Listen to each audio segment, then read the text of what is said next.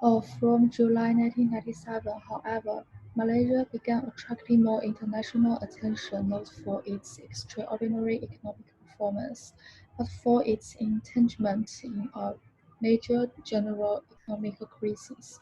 At the outset, for the more pessimistic observers, it was already doubtful whether Malaysia's target to become a developed country by the year 2020 would still be achievable.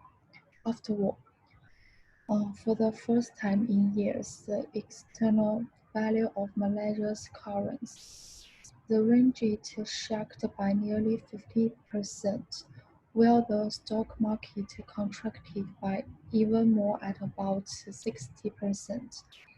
The ringgit fell from an average of 2.42 to the US dollars in April 1997 to an all-time low of 4.1880 to the US dollars in January 1998.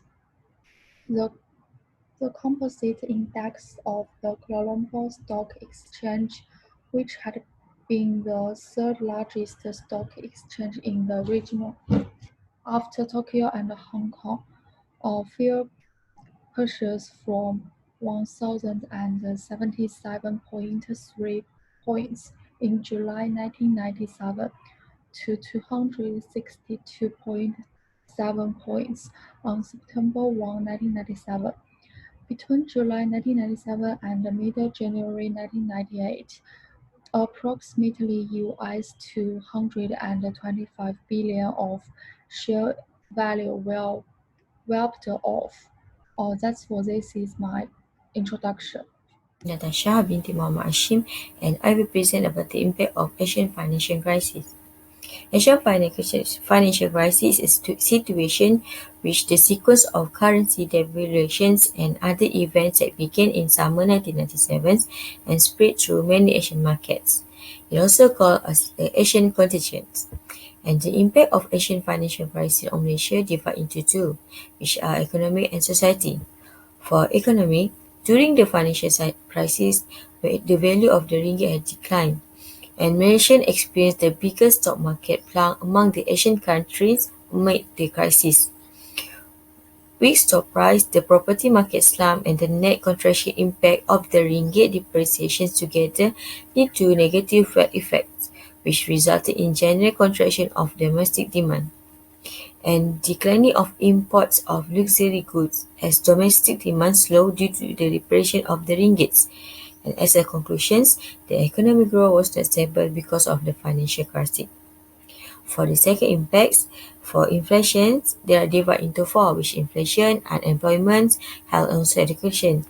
The inflation rate increased from 2.7% in 1997 to 5.3% in 1998. And the increase of the food price was the main reason for the rise in the inflation rates. The higher rate of inflation caused rising unemployment rates, low wages, and reduced the real income. Then Malaysia also suffered from a labour shortage which caused the presence of well over a million migrant workers.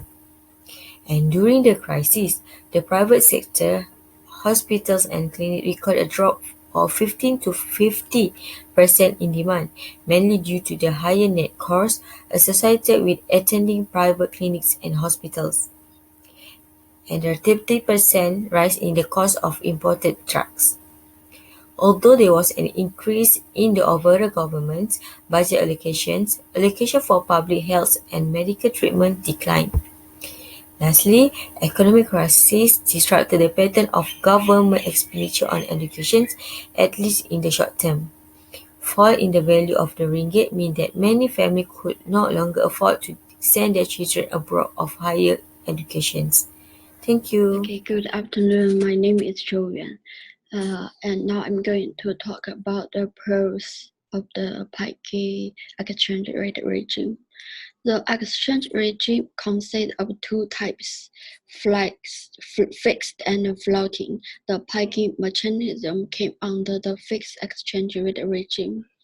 Bank Negara Malaysia pegged the ringgit against the US dollar.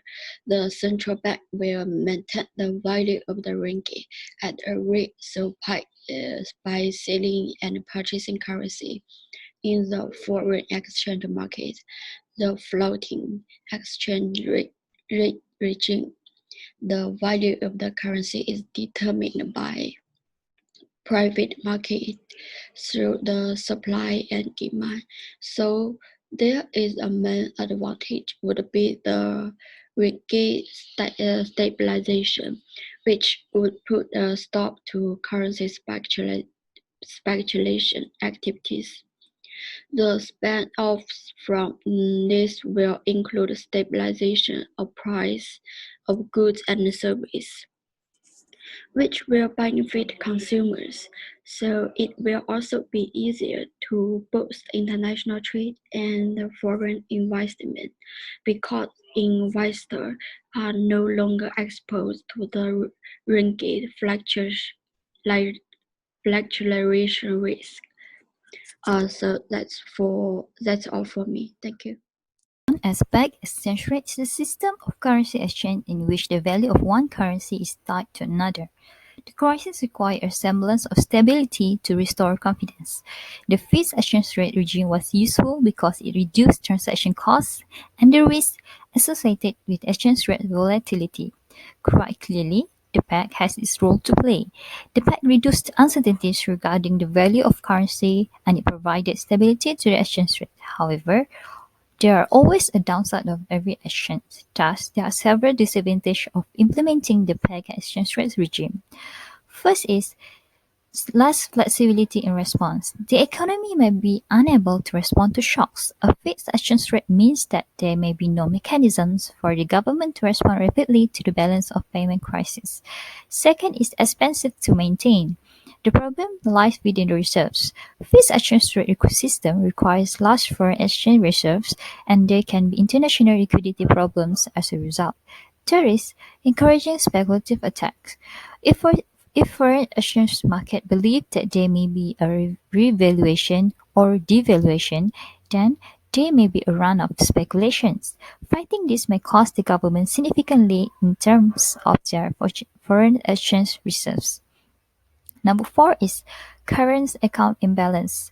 If countries with balance of payments deficits deflate their economies to try to correct their deficits, this will reduce the surplus of the other countries as well as deflating their own economies to restore their surpluses. This may give the system a deflationary bias. Lastly is conflict with other macroeconomic objectives. The fixed exchange rates may not be compatible with other economic targets for growth, inflation, and unemployment, and this may cause conflicts of policies. This is especially true if the exchange rate is fixed at a level that is either too high or too low. Thank you. The basic questions we discussed are why did Malaysia pursue exchange rate policies during the financial crisis, and how do we evaluate them? Moreover, we would like to use the post-crisis experience of these countries to draw lessons on exchange rate policy. In fact, the exchange rate system operates along a continuum.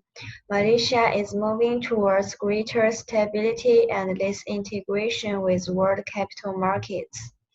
Moreover, the success of these policies is that markets clearly believe they are sustainable, such as rapid acceleration of economic growth, low inflation, and rapid adjustment of the current accounts. But the exchange rate policy has its downsides.